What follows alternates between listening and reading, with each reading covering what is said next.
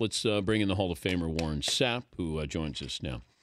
You want to dive into the Incognito Martin story? Where am I diving? Well, I like your initial reaction of the story a couple of days ago to where your reaction would be today. Has it changed?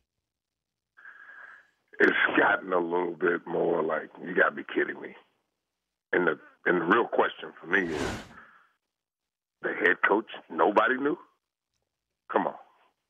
You got to be kidding me. The equipment staff, the training staff, I mean, come on. No. Not in the football locker room, not in the football organization. Does something like that go on and nobody knows? Well, the Sun Sentinel is reporting today that coaches said to Richie Incognito, toughen Jonathan Martin up. Like I said, there's no way they didn't know. But the culture of the locker room, I had people who even said this yesterday, and they said, look, Jonathan Martin is a coward because he tattled. That was reaction by some NFL players. It was like grade school that you tattled on Richie Incognito. You buy that? You went outside the code of the locker room? No, I have no legal tender to buy that one there. No. I'm still trying to figure out who. Well, when you get rid of Jake Long, you get rid of Carlos Dansby, pretty much now Richie is the senior guy. Did you face Incognito? Oh, beat him up so many times it don't even make sense. One time he kicks me in a game and calls me the N-word, and I look at him, I say, oh, you want me to punch you in the mouth, so they kick me out the game. I said, I got a better plan for you.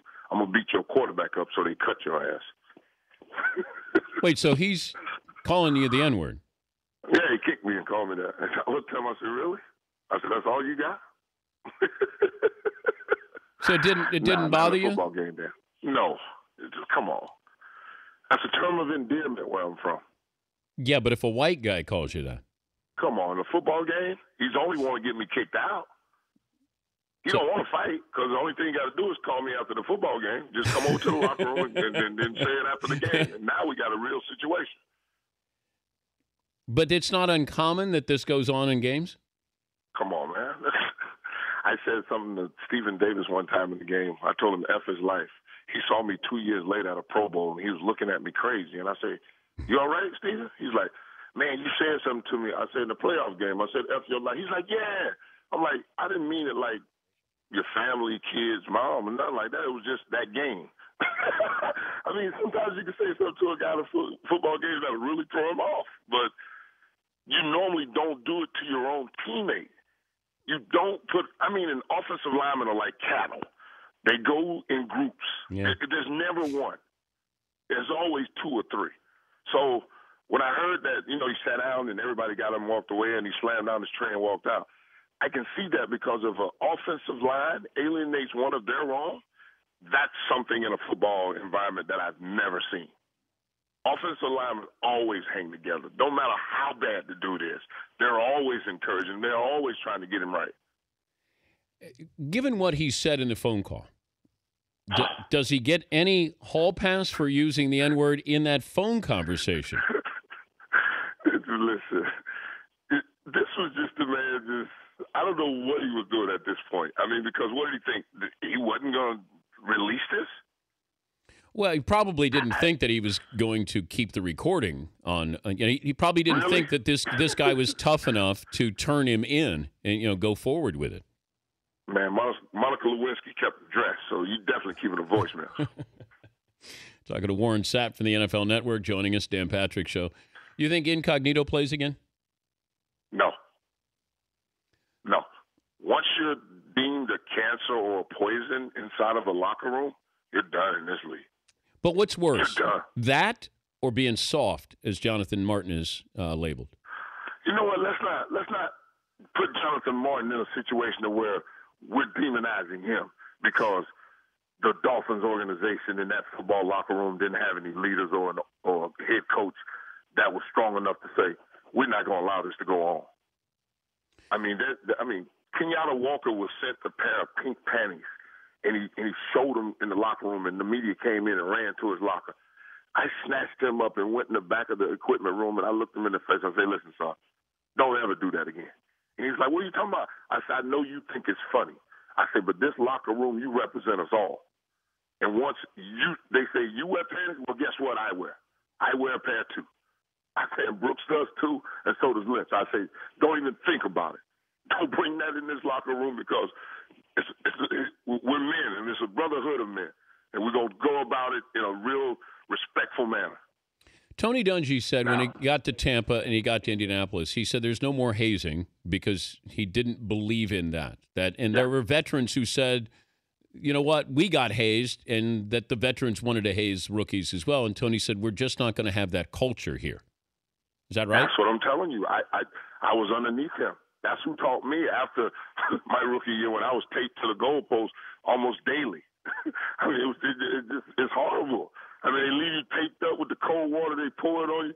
I mean, some of the stuff they do is funny, and, you know, we all have a good time with it. Because I remember one time we taped up Marcus Jones, and he was rolling around on the floor, and Martin Mayhew looks at him and says, it puts the lotion on his skin or it gets the hose again. I mean, we played little pranks, but that was way out of line to a point where it was personal. And once it becomes personal, now you got to stop.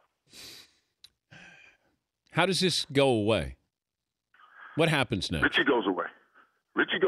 But does this go away from the Dolphins? It stains them, no doubt about it, because now everybody's looking at the locker room like, guys, really? Y'all didn't see this? Y'all turned a blind eye to one of your brothers and allowed this to happen? To a point now where your head coach is in a situation where he's defending this and is indefensible. It's absolutely indefensible that you come into a place every morning, 7, 8 in the morning, and work to 5, 6 o'clock in the evening, and you can't get along to where I want to come in and smile. We're playing a kid's game, getting a king's ransom. You got to be kidding me. You ever toughened up somebody? Yeah, but we did it in a manner where they have to work. Let's go out and work. You second in line today. You behind me. Let's go. You keep the pace up. It doesn't drop off. Let's go. That's how you do it. You don't do it to where you're antagonizing him and you alienate him from the group to where now he feels he's all by himself.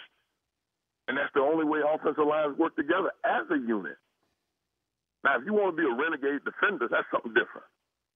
We'll find a way to get you off the defense, and we'll get us another guy in here that wants to play with us. You bring up a great – and offensive line are groups. Now, when you talk about quarterbacks, running backs, receivers, hey, those are guys. Give me the ball, and everybody else get the hell out of the way. I can handle this by myself. You brought up a great point, though. I do see offensive linemen normally they're together, always together, and but defensive players aren't the same as offensive linemen. It seems like defensive players may be separate, linebackers together or defensive backs, but the offensive line, they do everything together.